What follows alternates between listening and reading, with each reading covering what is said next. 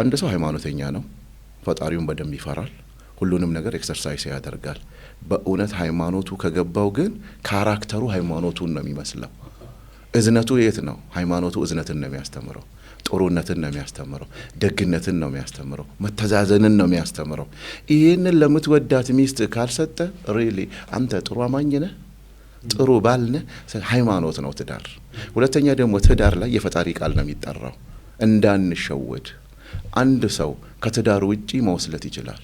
حرام ነው ትዳር ውስጥ ግን ያንኑ ነገር ደሴም ኢሹ ሐላል ነው በአላህ ዘንድ ምንድነው አጅርን ያገኝበታል በሰው ዘንድ እርካታን ያገኝበታል ፍሬያማ ልጅን ያገኝበታል ትዳሩን ይኖርበታል አንድ አይነት ነገር